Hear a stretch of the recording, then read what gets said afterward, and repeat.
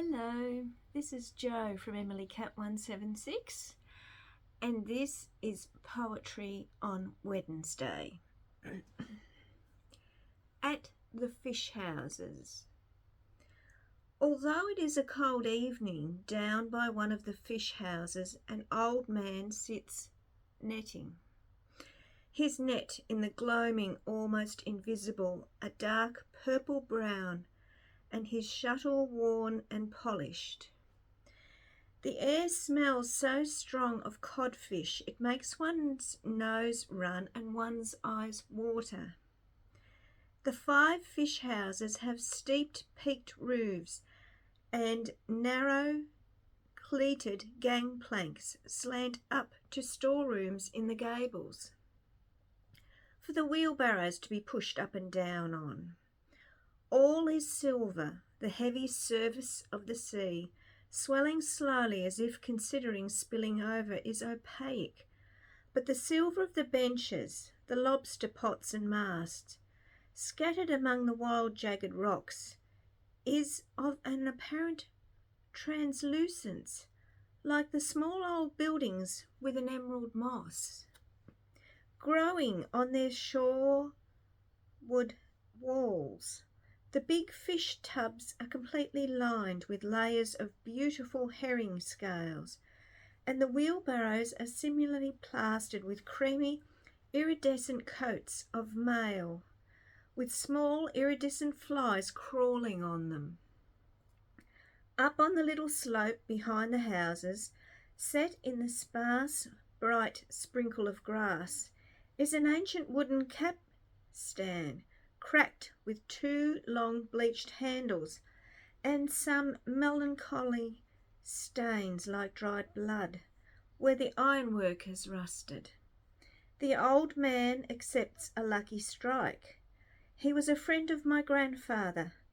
We talk of the decline in the population and of codfish and herring, while he waits for a herring boat to come in. There are sequins on his vest and on his thumb. He has scraped the scales, the principal beauty from unnumbered fish, with that black old knife, the blade of which is almost worn away. Down at the water's edge, at the place where they haul up the boats, up the long ramp, descending into the water, thin silver tree trunks are laid horizontally across the grey stones, down and down at intervals of 4 or 5 feet.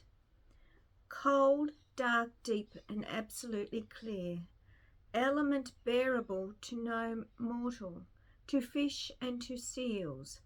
One seal particularly I have seen here evening after evening.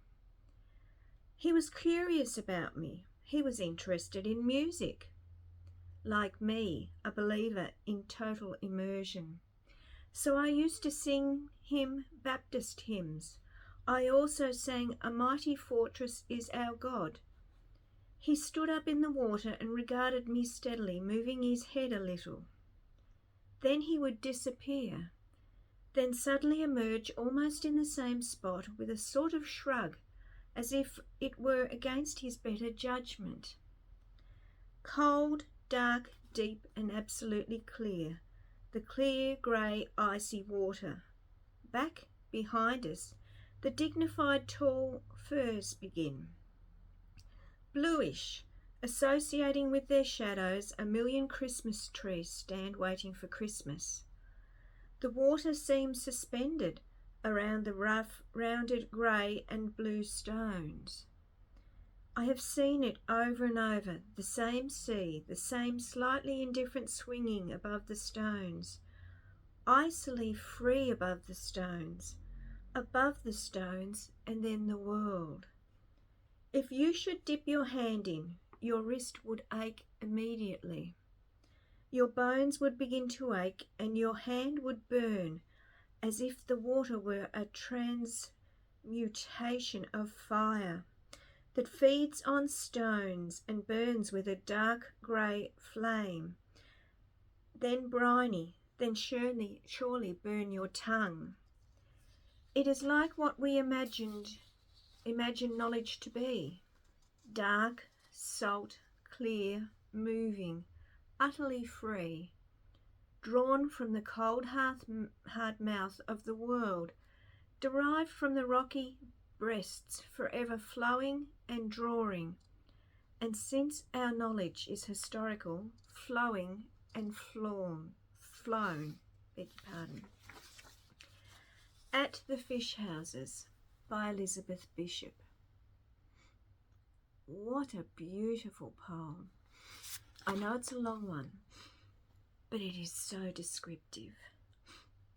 Absolutely. Oh, you can see the images in this.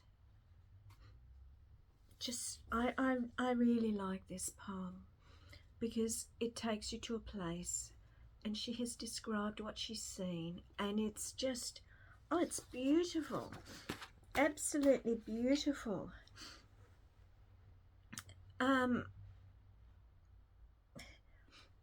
Elizabeth Bishop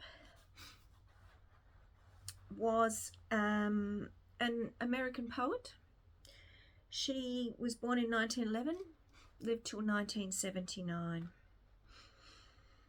And a lot of her poetry, which, like so many other artists, her reputation has grown since her death. During her lifetime, she was sort of an obscure figure in American literature, but her reputation has grown. And a lot of her poems do have this exploration with the bond between humans and nature. And there is that bond. Of course, we all know that there is that bond. Beautiful. I just think that's beautiful. I've read a few of her poems and I love this one. Love this one. She wasn't a prolific poet. She only published 101 poems in her lifetime. She was a perfectionist, so she preferred to spend long periods polishing her work. And I think in this poem, and as I said, it's a long poem, but I don't think there's one superfluous word in there. It just all flows. And I said the imagery. Just love the imagery of this poem. So Elizabeth Bishop, she travelled widely. I think she came from quite a well-off family and she travelled a lot. She went to Vassar College, which was very important to her. I think Vassar is a top university in America. I could be wrong, but I think it is. And then in 1970, she took a teaching position at Harvard. So she was quite near the end of her life when she did that. She also was a painter, and it would be interesting to see some of her paintings. I wonder if her paintings are as vivid in details. I wonder if she uses a lot of colour, you know, because that poem, it brings up colour and whatever. So that would be interesting. She also received a National Book Prize for her completed poems. So that was good. So I hope you liked that one. As I said, I'm looking at all sorts of poetry, and I thought it was about time that we had a female poet. Interesting life, as I said, and I like, as I said,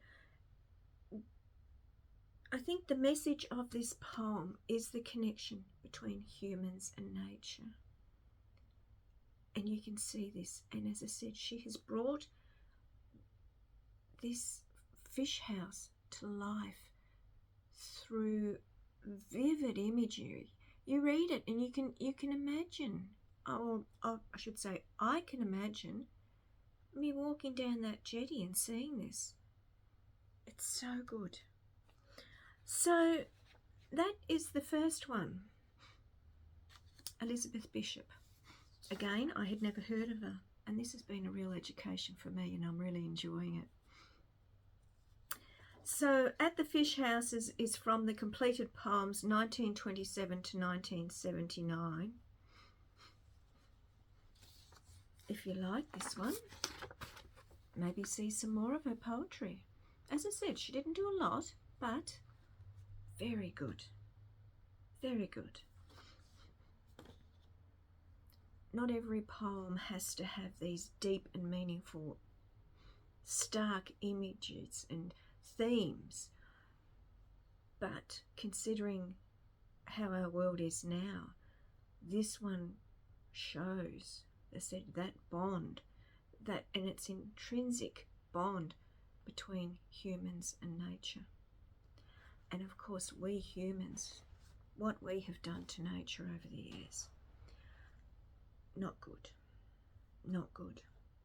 And ultimately, nature will dominate us.